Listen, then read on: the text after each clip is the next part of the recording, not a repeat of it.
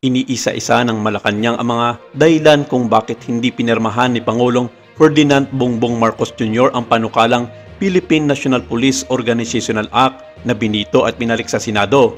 Base sa payag ni Executive Secretary Lucas Bersamin, may mga hindi malinaw na provision ang panukala, partikular sa retroactive benefits ng mga opisyal ng PNP na dapat ay maiwasan upang hindi magkaroon ng kalituhan at mapanatili ang implementasyon ng mga patakaran.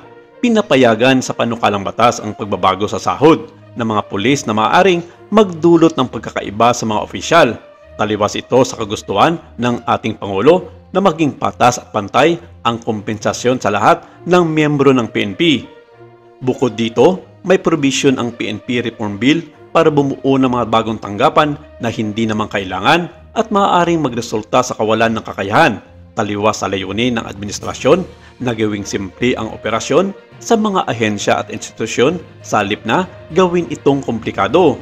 Ayon kay Bersamin, some parts of the bill are unclear, particularly regarding retroactive benefits for officers. The bill should avoid any confusion and ensure consistent application of rules. Pinuna rin ni Bersamin na nais baguhin sa panukala ang Internal Affairs Service or IAS na responsable sa pag-iimbestiga sa mga pasaway na pulis at dapat manatiling independent at impartial. Sinabi ni Bersamin na mananatili ang suporta ng administrasyon ni Pangulong Marcos sa PNP at tiniyak na anumang reforma ay dapat na patas at epektibo. Aniya, patuloy na makikipagtulungan ang administrasyon sa Kongreso upang makabuo ng mga mahusay na batas na magpapatibay sa pwersa ng pulisya at hindi magdudulot ng anumang negatibong epekto dito.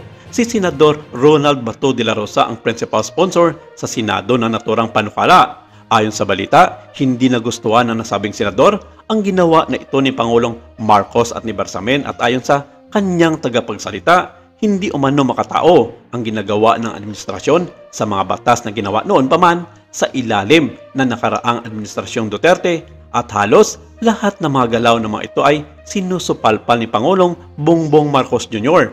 Samantala, kabilang ang inflation, trabaho at korupsyon sa mga pangunahing isyu na inaabangan ng mga Pilipino na marinig kung ano ang sasabihin ni Pangulong Ferdinand Bongbong Marcos Jr. sa kanya ikatlong State of the Nation Address or SONA ayon sa Pulse Asia Survey.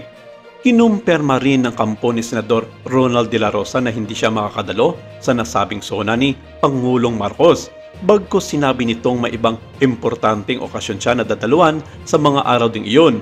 Hindi kaya nagtatampo ang senador sa pagsupalpal ng Pangulo sa kanya at sa pagre-revisyon ng kanyang ginawang panukalang batas?